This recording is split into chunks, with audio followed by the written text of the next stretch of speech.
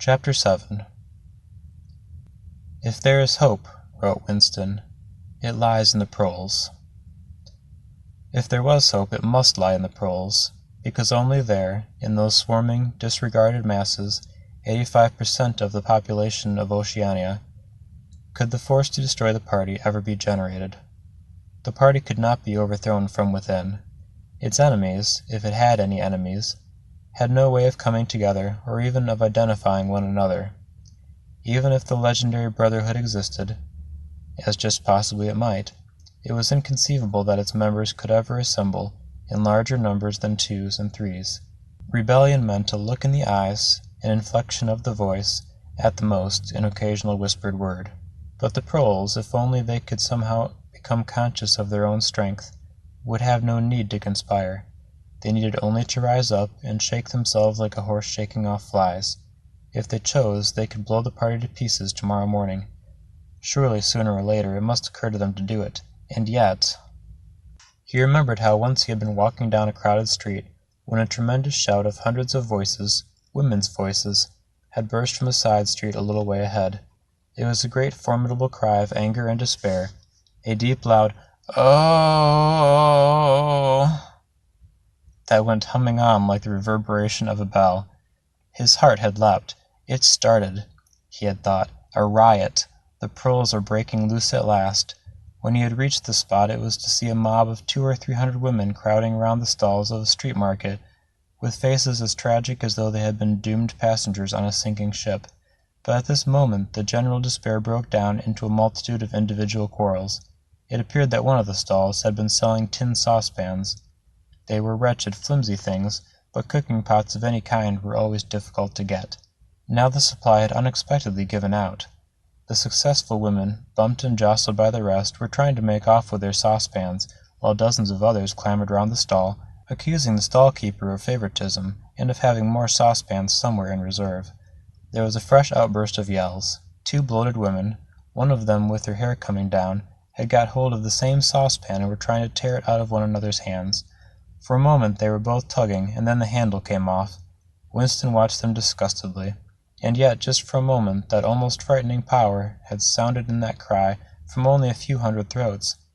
Why was it that they could never shout like that about anything that mattered? Until they become conscious, they will never rebel, and until after they have rebelled, they cannot become conscious.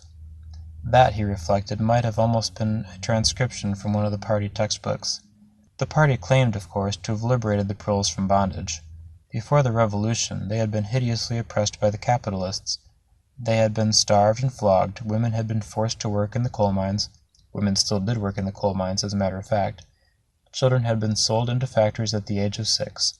But simultaneously, true to the principles of doublethink, the party taught that the proles were natural inferiors who must be kept in subjection, like animals, by the application of a few simple rules. In reality, very little was known about the proles. It was not necessary to know much. So long as they continued to work and breed, their other activities were without importance. Left to themselves, like cattle turned loose upon the plains of Argentina, they had reverted to a style of life that appeared to be natural to them, a sort of ancestral pattern. They were born, they grew up in the gutters, they went to work at 12, they passed through a brief blossoming period of beauty and sexual desire, they married at 20, they were middle-aged at 30, they died, for the most part, at 60. Heavy physical work, the care of home and children, petty quarrels with neighbors, films, football, beer, and above all, gambling, filled up the horizon of their minds. To keep them in control was not difficult. A few agents of the thought police moved always among them, spreading false rumors and marking down and eliminating the few individuals who were judged capable of becoming dangerous, but no attempt was made to indoctrinate them with the ideology of the party. It was not desirable that the proles should have strong political feelings. All that was required of them was a primitive patriotism which could be appealed to whenever it was necessary to make them accept longer working hours or shorter rations. And even when they became discontented, as they sometimes did, their discontent led nowhere, because, being without general ideas, they could only focus it on pretty specific grievances. The larger evils invariably escaped their notice. The great majority of proles did not even have telescreens in their homes. Even the civil police interfered with them very little. There was a vast amount of criminality in London, a whole world within a world of thieves, bandits, prostitutes, drug peddlers, and racketeers of every description. But since it all happened among the proles themselves, it was of no importance. In all questions of morals they were allowed to follow their ancestral code. The sexual puritanism of the party was not imposed upon them. Promiscuity went unpunished. Divorce was permitted. For that matter, even religious worship would have been permitted if the proles had shown any sign of needing or wanting it.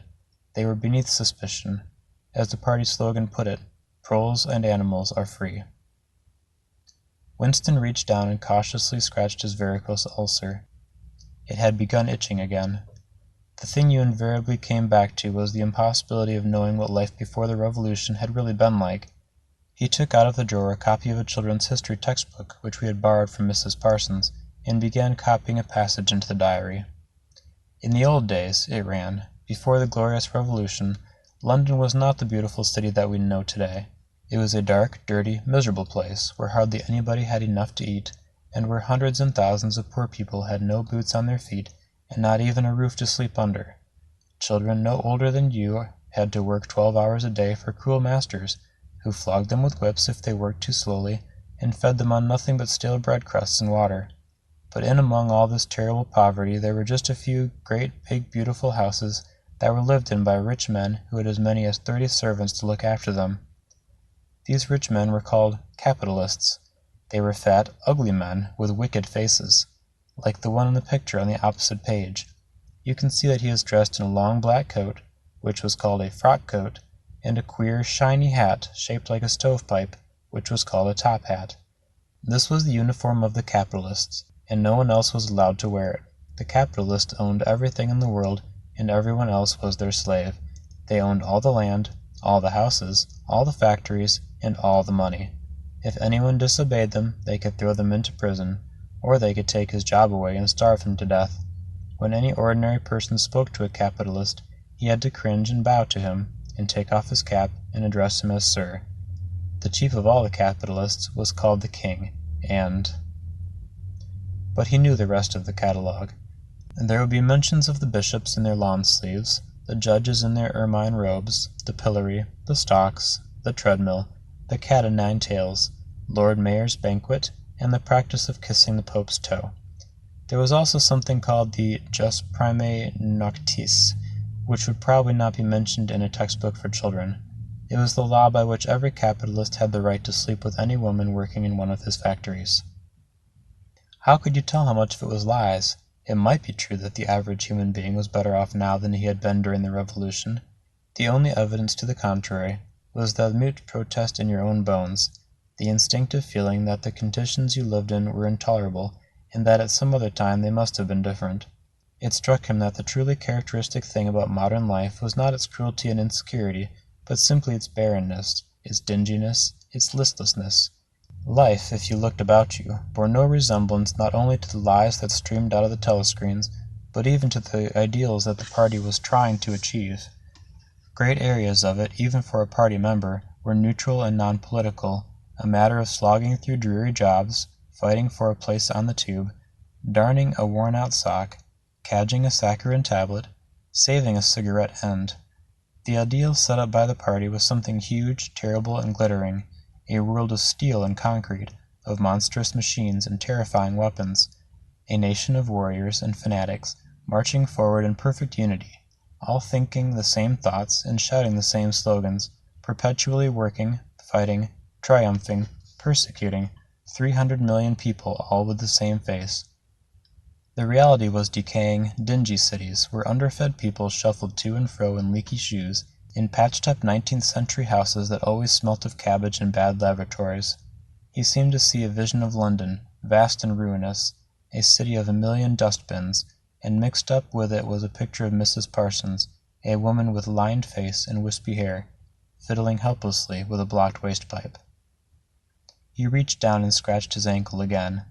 Day and night the telescreens bruised your ears with statistics proving that people today had more food, more clothes, better houses, better recreations, that they lived longer, worked shorter hours, were bigger, healthier, stronger, happier, more intelligent, better educated than the people of 50 years ago. Not a word of it could ever be proved or disproved. The party claimed, for example, that today 40% of adult proles were literate. Before the Revolution, it was said, the number had only been 15%. The party claimed that the infant mortality rate was now only 160 per thousand, whereas before the Revolution it had been 300, and so it went on. It was like a single equation with two unknowns.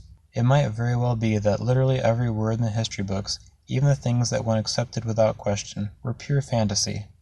For all he knew, there might never have been any such law as the jus primae noctis, or any such creature as a capitalist, or any such garment as a top hat.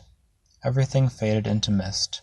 The past was erased, the erasure was forgotten, and the lie became truth. Just once in his life he had possessed, after the event, that was what counted. Concrete, unmistakable evidence of an act of falsification. He had held it between his fingers for as long as 30 seconds. In 1973 it must have been. At any rate, it was about the time when he and Catherine had parted, but the really relevant date was 7 or 8 years earlier. The story really began in the middle 60s, the period of the Great Purges, in which the original leaders of the Revolution were wiped out once and for all. By 1970 none of them was left except Big Brother himself. All the rest had by that time been exposed as traitors and counter-revolutionaries. Goldstein had fled and was hiding, no one knew where, and of the others a few had simply disappeared, while the majority had been executed after spectacular public trials at which they made confession of their crimes. Among the last survivors were 3 men named Jones, Aronson, and Rutherford. It must have been in 1965 that these 3 had been arrested. As often happened, they had vanished for a year or more, so that one did not know if they were alive or dead, and then had suddenly been brought forth to incriminate themselves in the usual way. They had confessed to intelligence with the enemy. At that date, too, the enemy was Eurasia, embezzlement of public funds, the murder of various trusted party members, intrigues against the leadership of Big Brother, which had started long before the Revolution happened, and acts of sabotage causing the death of hundreds of thousands of people. After confessing to these things, they had been pardoned, reinstated in the party, and given posts which were in fact sinecures, but which sounded important. All 3 had written long, abject articles in the Times, analyzing the reasons for their defection and promising to make amends. Some time after their release, Winston had actually seen all 3 of them in the Chestnut Tree Cafe.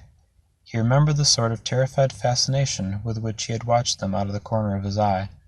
They were men far older than himself, relics of the ancient world, almost the last great figures left over from the heroic days of the party. The glamour of the underground struggle and the Civil War still faintly clung to them. He had the feeling, though already at that time the facts and dates were going blurry, that he had known their names years earlier than he had known that of Big Brother.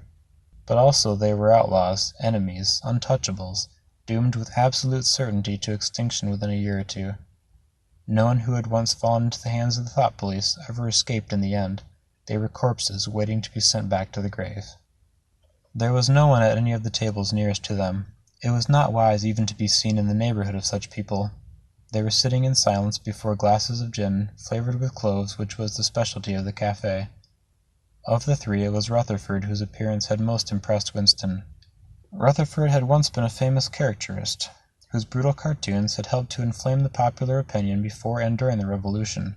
Even now, at long intervals, his cartoons were appearing in the Times. They were simply an imitation of his earlier manner, and curiously lifeless and unconvincing. Always they were rehashing of the ancient times, slum tenements, starving children, street battles, capitalists in top hats. Even on the barricades the capitalists still seemed to cling to their top hats, an endless, hopeless effort to get back into the past. He was a monstrous man, with a mane of greasy gray hair, his face pouched and seamed, with protuberant lips. At one time he must have been immensely strong.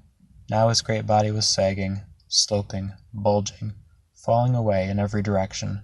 He seemed to be breaking up before one's eyes, like a mountain crumbling. It was the lonely hour of 15. Winston could not now remember how he had come to be in the cafe at such time. The place was almost empty. A tinny music was trickling in from the telescreens. The 3 men sat in their corner almost motionless, never speaking. Uncommanded, the waiter brought fresh glasses of gin. There was a chessboard on the table beside them, with the pieces set out, but no game started. And then, for perhaps half a minute in all, something happened to the telescreens. The tune that they were playing changed. and the tone of the music changed too. There came into it, but it was something hard to describe. It was a peculiar, cracked, braying, jeering note. In his mind Winston called it a yellow note, and then a voice from the telescreens was singing, "Under the spreading chestnut tree, I sold you, and you sold me. There lie they, and here lie we, under the spreading chestnut tree." The three men never stirred, but when Winston glanced again at Rutherford's ruinous face, he saw that his eyes were full of tears, and for the first time he noticed, with a kind of inward shudder, and not yet knowing at what he shuddered, that both Aronson and Rutherford had broken noses.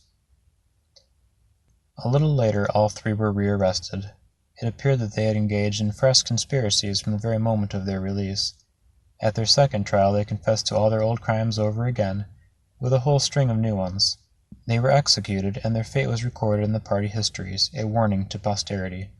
About 5 years after this, in 1973, Winston was unrolling a wad of documents which had just flopped out of the pneumatic tube onto his desk when he came on a fragment of paper which had evidently been slipped in among the others and then forgotten. The instant he had flattened it out he saw its significance. It was a half-page torn out of the Times of about 10 years earlier, the top half of the page so that it included the date, and it contained a photograph of the delegates at some party function in New York. Prominent in the middle of the group were Jones, Aronson, and Rutherford. There was no mistaking them. In any case, their names were in the caption at the bottom. The point was that at both trials all three men had confessed that on that date they were on Eurasian soil. They had flown from a secret airfield in Canada to a rendezvous somewhere in Siberia, and had conferred with members of the Eurasian General Staff, to whom they had betrayed important military secrets. The date had stuck in Winston's memory because it chanced to be a midsummer day, but the whole story must be on record in countless other places as well. There was only one possible conclusion. The confessions were lies. Of course, this was not in itself a discovery. Even at that time Winston had not imagined that the people who were wiped out in the purges had actually committed the crimes they were accused of. But this was concrete evidence. It was a fragment of the abolished past, like a fossil bone which turns up in the wrong stratum and destroys a geological theory. It was enough to blow the party to atoms, if in some way it could have been published to the world and its significance made known. He had gone straight on working. As soon as he saw what the photograph was, and what it meant, he had covered it up with another sheet of paper. Luckily, when he unrolled it, it had been upside down from the point of view of the telescreen. He took his scribbling pad on his knee and pushed back his chair, so as to get as far away back from the telescreen as possible. To keep your face expressionless was not difficult, and even your breathing to be controlled, with an effort, but you could not control the beating of your heart, and the telescreen was quite delicate enough to pick it up. He let what he judged to be 10 minutes go by, tormented all the while by the fear that some accident, a sudden draught blowing across his desk for instance, would betray him. Then, without uncovering it again, he dropped the photograph into the memory hole, along with some other waste papers. Within another minute, perhaps, it would have crumbled into ashes. That was 10, 11 years ago. Today, probably, he would have kept that photograph. It was curious that the fact of having held it in his fingers seemed to him to make a difference even now, when the photograph itself, as well as the event it recorded, was only a memory. Was the party's hold upon the past less strong, he wondered, because a piece of evidence which existed no longer had once existed? But today, supposing that it could somehow be resurrected from its ashes, the photograph might not even be evidence. Already, at the time when he had made his discovery, Oceania was no longer at war with Eurasia, and it must have been to the agents of Eurasia that the three dead men had betrayed their country. Since then there had been other charges, 2, 3, he could not remember how many. Very likely the confessions had been rewritten and rewritten until the original facts and dates no longer had the smallest significance. The past not only changed, but changed continuously.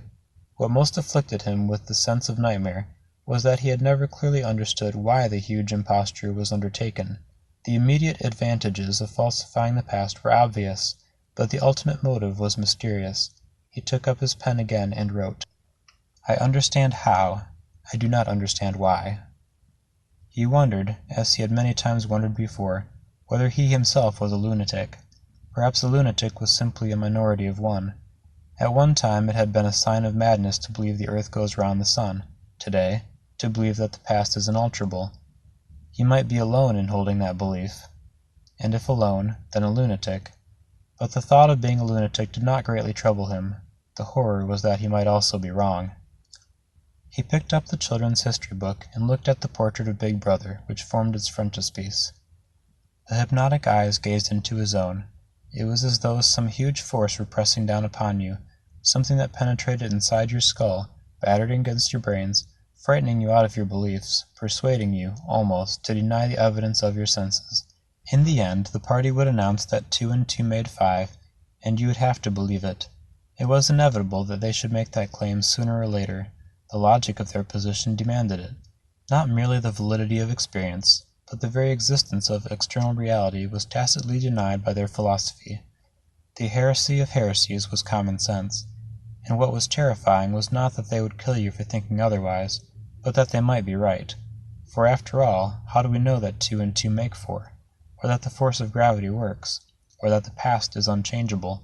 If both the past and the external world exist only in the mind, and if the mind itself is controllable, what then?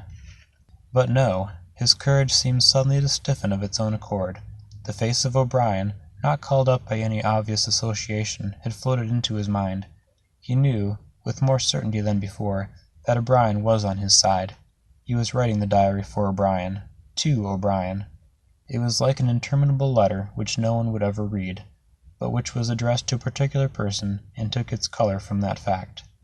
The party told you to reject the evidence of your eyes and ears. It was their final, most essential command.